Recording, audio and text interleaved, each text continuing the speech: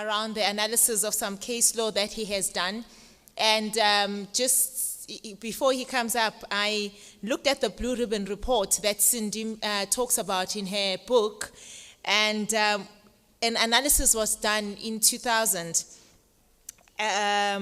where they looked at the fraud occurrences on some corporates. So they wanted to check the correlation on companies where there was fraud, whether there was an existence of an audit committee, and even how those audit committees were constituted.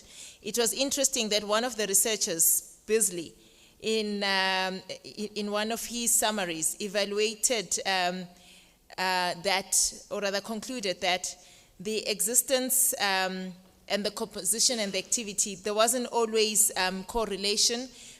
However, what he then said was that it's clear that most audit committees were just ineffective. So it wasn't because there was no audit committee, but his conclusion back then was that it's because these audit committees were ineffective.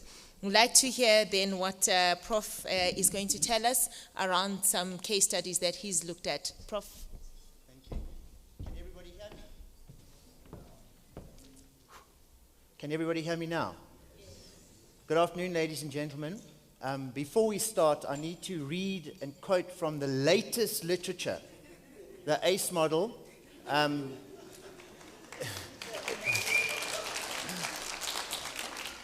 And you'll see I have a quote from a judge which says you must refer in carrying out your duties to the latest literature. Areas of literacy, the ACE model says, I must judge for myself, but how can I judge? How can any man judge, and I presume woman too, unless his mind has been opened and enlarged by reading? I'd like you to just keep in mind that word reading. And the model goes on to define financial literacy, which does not mean having expert knowledge on financial issues, and I'm going to take you through some court cases of that. And something I found very, very important in the context of what I'm going to say today is this model has defined auditing literacy. And auditing literacy can be summed up as the ability to understand what your assurance providers or auditors are telling you. Now, I can tell you now, there are many, many court cases, and what I'm going to say to you today is about the audit committee not listening to their assurance providers.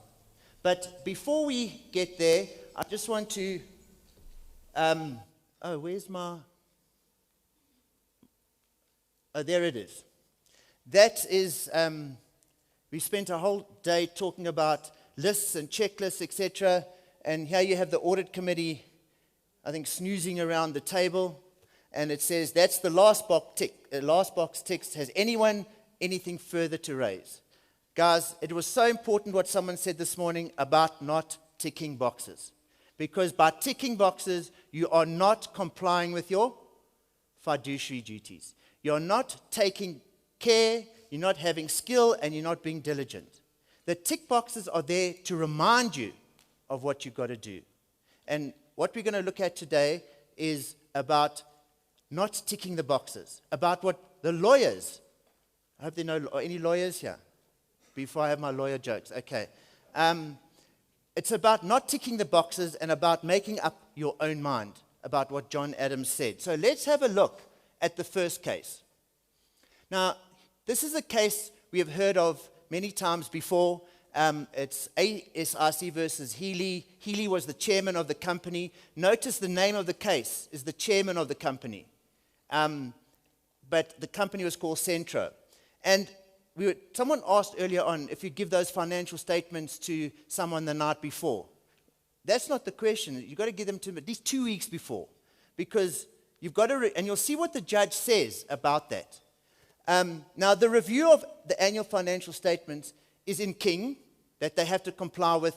King says you must review the financial statements, but it's a delegated statutory duty in terms of the Companies Act. It's not the ones listed, but it says right at the end, in section 94, it says, the directors, the board can delegate anything to the audit committee. And once that's done, that becomes a statutory duty. Now, what did the directors say? And bear in mind, the ACE model talked about reading, very, very important about reading. And this is what Justice Middleton said. He said, all directors must carefully read and understand financial statements before they form their opinions on those financial statements. Now, such a reading and understanding would require the director to consider whether the financial statements were consistent with his or her own knowledge. And you have to have a knowledge of the business before you understand accounting. You'll be pleasantly surprised that if you understand the business, how easy accounting can become, not only for the accountants, but for those non-accountants. And in this case, what happened in this case, the audit committee, the board, everybody got it wrong. They didn't know the difference between short-term and long-term liabilities. How can you say that an auditor, how can you say that a director, even CAs, didn't know the difference? Well, they didn't know the difference for their industry. And short-term, long-term is not necessarily 12 months or more. It's in terms of your operating cycle. So each industry has an operating cycle. So if you do not know your business, you can see how easy it is to get it wrong.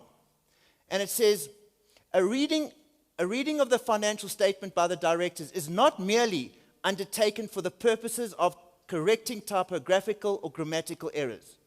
Well, maybe that should suggest the balance sheet doesn't have to balance. The reading of the financial statements by Director, Justice Middleton says, is for a higher and more important purpose, to ensure as far as possible and reasonable that the information included therein is accurate. Ladies and gentlemen, the people, even if you're an engineer, even if you're an architect, you have to understand the content of the financial statements. However, no one expects the engineer or the architect, and even the chartered accountant for that matter, to understand complex derivatives. But at least you have to understand the basic accounting conventions, and we'll get to that. The scrutiny by the directors involves understanding their content. The director should then bring the information known or available to him or her in the normal discharge of their duties to focus. So in other words, you have to understand that business. Now, it says here, let's go to the last one. It says, therefore, I do consider that all that was required by the directors in this case, in this proceeding, was the financial literacy to understand basic accounting conventions and proper diligence in reading the financial statements. All they had to know was the difference between an asset and a liability, income and expenses, short-term, long-term, not in the context of IFRS, but in the context of their own business. And if they understood it within their own business, they would have got the accounting right. And that was the difference. There's another court case in New Zealand in 2010 where a judge said IFRS is complex. Even the auditors have technical experts today. And the reason the directors are standing in court today, by the way, is because the experts got it wrong. So the question is, can you find a director guilty of negligence even if the experts got it wrong? So the judge let them off. However, that was a case of complexity. This was a case of blatancy. Short-term, long-term, they should have got it. So all the directors have to know is basic accounting conventions. Now,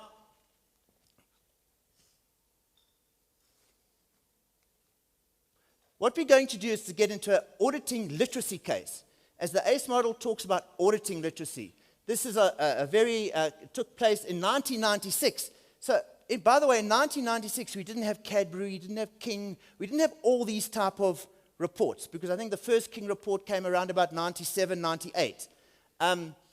So, what happened here? William C. Connor, Senior District Court Judge. Now, I must explain something to you in American law. There were no judgments, because this goes to a jury.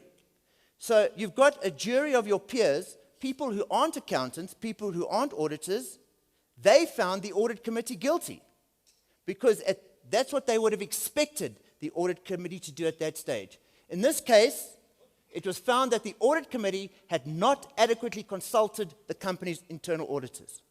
There wasn't a King report to tell them they had to, but you know what they had in their charter? They had in their charter that it was their company policy to consult the internal auditors. And you know what the law says? They take the most onerous. So if the law says nothing or the law says something and your policy is more onerous, the law will go for the more onerous. As a result, there were continuing issues concerning the adequacy of the internal audit process.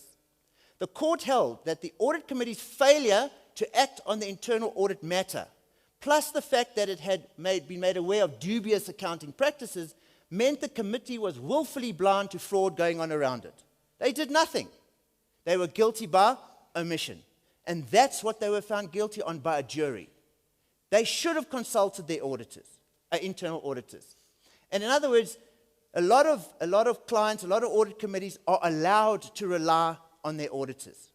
They get a draft audit opinion, and they are allowed to take that into account. They still must have independent judgment, but what the judge said, if you're going to abdicate your fiduciary duties, you have no right to rely on someone else. The new CEO uncovered numerous alleged accounting irregularities, and the write-offs wiped them out. A very familiar situation. And what was it alleged in this case? It was alleged that the audit committee were aware of the dubious accounting practices, and they should have investigated them. What was the evidence led in this case? Each year, a letter stated that some improvement had been made by the audit committee. But the external auditors each year recommended further strengthening of the internal audit function. So they said they needed to improve it more. Nevertheless, the audit committee did not become actively involved in improving the internal audit process. And had they done that, they might have uncovered the fraud. So what the jury was saying, well, you said you had to have an internal audit committee, internal auditor, but you didn't. And had you did that, you might have found the frauds. And in fact, the internal auditor didn't even attend the audit committee meetings. And the audit committee defendants did not read the reports. So in other words, there was no king, as I said, there weren't no corporate governance, but this is what lay people thought, that you have to comply with certain types of expectations. And the expectation in 1996 was that you listen to your internal auditors and you listen to your advisors. Otherwise, you could be seen to be reckless. There's another case in 2002. By the way, the cases are just getting closer and closer. We'll soon, 2015, 2016, hopefully not on audit committees. Failing to investigate. So what happened here? The case revolved around the audit committee's failure to deal with certain matters raised by the external auditor. So the previous case, there wasn't even an internal auditor. Now there was one, and they didn't seem to listen. Although the external auditor had given an unqualified opinion, and that was raised a lot today. If you give an unqualified opinion, what else should you be reporting in the auditor's report? The auditor made recommendations about internal controls concerning revenue recognition, cash collections, and outstanding receivables. The court considered that the audit committee had been put on notice. The fact is that the auditors read and gave a report at the audit committee meeting. They had been put on notice, but had done nothing to investigate them, nor had it received specific assurances from either the auditor or management that the problems were being resolved. So in other words, they should have engaged their auditors to find out how things were being improved. Now, it was alleged by the defendants. So the defendants were sued, and this is what they alleged, that the company had failed to implement a system of internal audit controls as external auditors had been persistently recommending them. We kept on telling you what to do, audit committee, but you never seemed to listen. And they failed also to hire an internal auditor. Can you imagine? They failed to hire an internal auditor, and obviously what I'm reading from this is that if an internal auditor is like an internal control. So in a large public company, if you don't have these internal controls like the internal auditor, you're bound to make mistakes. Because most audit committee members are non-executive, independent, and they're not part of the day-to-day running of the business. So who else can they rely on? And not only that, the management were issuing financial information in the press without approval of the audit committee. So the audit committee somehow allowed people to make statements in the press. And from this, I haven't heard it discussed before, but the audit committee must worry about what's being said in the press. So could this be the fact that whoever is going to release things in the press, maybe sponsors, etc., maybe they should run it past the audit committee first. And in those audit committees that I've been on or that I advise, that usually is the case. So, ladies and gentlemen, what can we learn? Well, there are 3 lessons which we can learn. Failure by the audit committee to have or acquire a sufficient level of financial literacy or familiarity with the company's affairs may itself amount to a breach of Section 76 of the Companies Act or common law fiduciary duties. Audit committees cannot substitute reliance upon the advice of others. So the audit committee cannot sit there and say, wow, look at the draft auditor's report, looks great. Okay? For their own attention and examination. Audit committees cannot ignore the advice of those persons who are their appointed advisors. They just simply cannot, unless it's obviously unreasonable. And courts have and will in the future ensure that the audit committee do the job the law and the public want them to do. So when, God forbid, a director is taken to task, it's not going to only be about what it says in the Companies Act or the PFMA or the MFMA. It's going to be about what the public expect of you.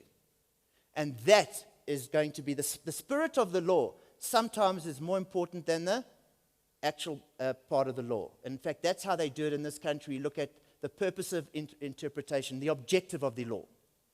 So, guys, from what we see is that the audit committee must listen to their advisors. That's why we have all these reports, the internal auditor's report, the technical report, the litigation report, and all these hundreds of reports.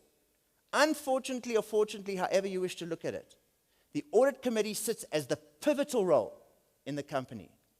It is in the public's best interest.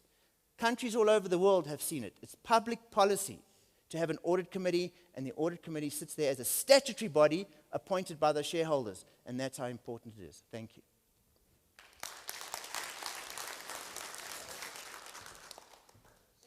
Prof, don't go away. I guess after that presentation, audit committee members who are here will probably like to unpack and ask some questions, but indeed it indicates that this is a serious responsibility and must indeed be discharged with care. But again, don't forget, the ACE model is there to help you. If you haven't got a copy, 350 Rand outside before you leave. Any questions?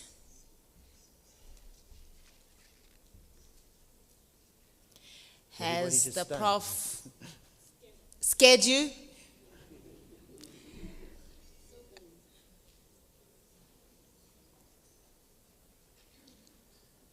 Simply something to think about.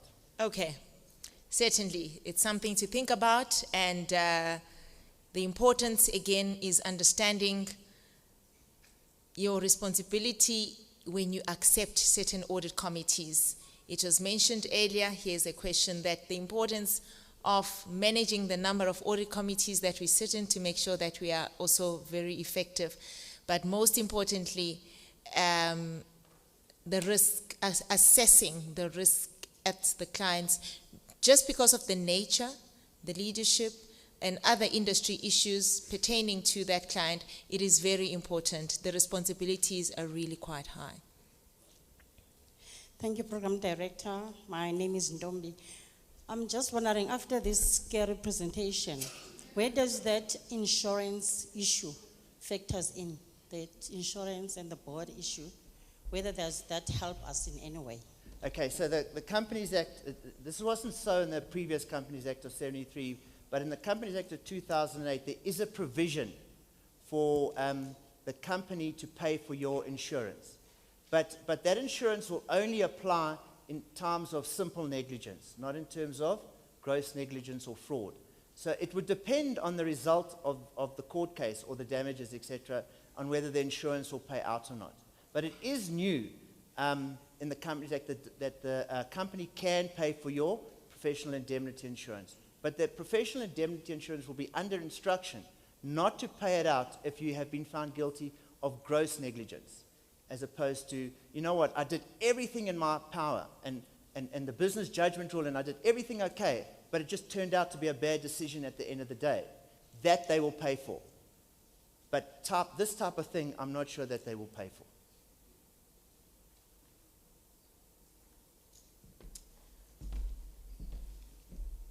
Here's a question. Okay, Vusi, I won't ignore your hand this time, so please ask the question. Thanks. My name is Vosim Sibi from the Auditor General. I just want to find out what are the common drivers where basically audit committees tend not to meet their obligations, because it's either risk management limits are basically looked away. If you look at corporate failures, you do have risk limits that are basically ignored for the sake of making profits, you know. One speaker made reference earlier on to appointment of audit committees, because I have no doubt that the level of literacy, expertise, it's at the right level. But why would you have the entire committee ignoring these, basic responsibilities, so to speak? Hopefully that's not going to happen in the future. But at the end of the day, first of all, the regulations to the Companies Act make specific reference that a third of your audit committee, how they do that, I'm not so sure, because if there are 3 people on the audit committee, I presume one each must have a special skill. And it goes on to human resources, social, business, accounting, and so there is a law that says you have to have special skills. So when a board or shareholders appoint the audit committee, they should be taking this into account. They are under a legal obligation to appoint people in terms of the regulations to the Companies Act. And the regulations to the Companies Act say you have to have these skills. So I'd be so bold as to suggest that those shareholders that appoint audit committees that don't appoint those people with the right skills are in breach of their duties and would be subject to Section 2182 of the Companies Act, where it says anyone who is in breach of the Act can be sued for. So, for example, I'm just thinking of it now, is that Section 2182, let's say the shareholders appoint an audit committee without the skills, and something, God forbid, goes wrong, and the company suffers a lot of damages and loss of money. Those shareholders who appointed that audit committee are in breach of the Act, if it obviously can be proven. And that should be the disincentive for appointing people that don't have skills on the audit committee. But the drivers behind, most of all, are, number one, financial statements, is the complexity of financial statements. You should have experts, not maybe on the audit committee, because people are on the audit committee are not experts in complex financial instruments. But if the audit committee feel that they need to get hold of experts, they must do so. In fact, the Companies Act says so. It says that the company will pay for it even, in law. So I know there's a lack of skills and we have that issue. But at the end of the day, no one should be appointing individuals to audit committees without the necessary skills, because it does create liability. And the courts are just going to look to see, they're going to look to see, have you got the people with the skills, yes or no, and your liability will be done on that. But then again, all technical reports, there are so many technical reports that come through the audit committee. Unfortunately, those guys on the audit committee are going to have to spend some time liaising with management, but not liaising with management too much. Audit committees can't liaise with management too much, because then you don't want them to be involved in the day-to-day operations of the business. That fine line, I'm not a lawyer, I wouldn't know. But at the end of the day, it's a problem. And I presume as we go along, we will find ways to deal with this. But the issue is, what makes people fear and not do anything is the fear of they don't have the knowledge. So I can only, but in the Centro case, you wouldn't believe it, that on the audit committee were CAs, were lawyers, and they also failed to do anything.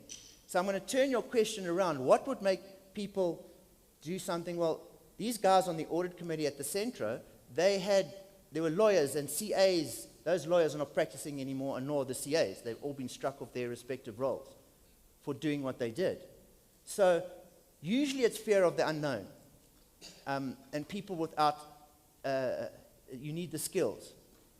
But, a person doesn't have to have the skill at the time they get appointed to the audit committee. They must make sure that they have those skills over a period of time. And where they're building up those skills, they must just take advice. No one said you have to do it on your own. You can get advice. So what makes a person abdicate their responsibilities? I only did psychology 1 at varsity, so that's as far as I can explain it.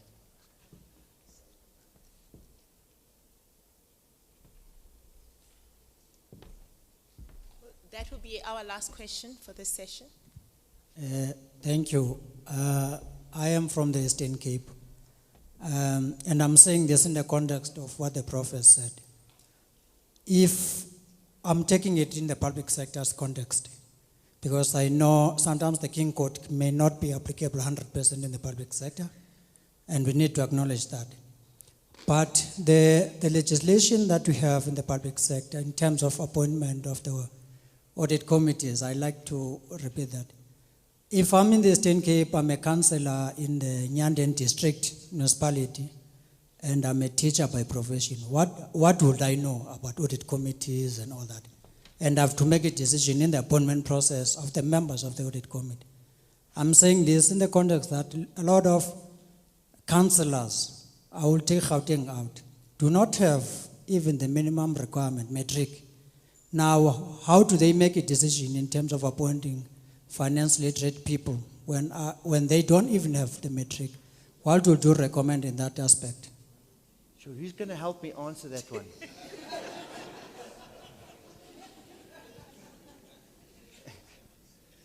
I don't think there's anyone. I understand. I'm not sure of the answer. And that's why I say we're going to have to develop these skills over time.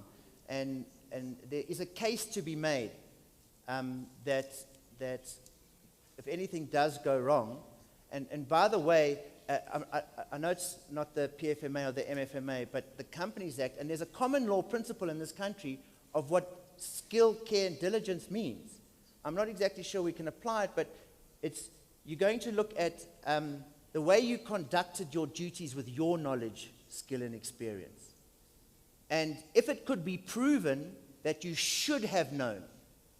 So in other words, if you do not have the education required, I don't believe it's going to stand against you, because it's about conducting your duties with your skill. And that's a mixture of what they call an objective and subjective test.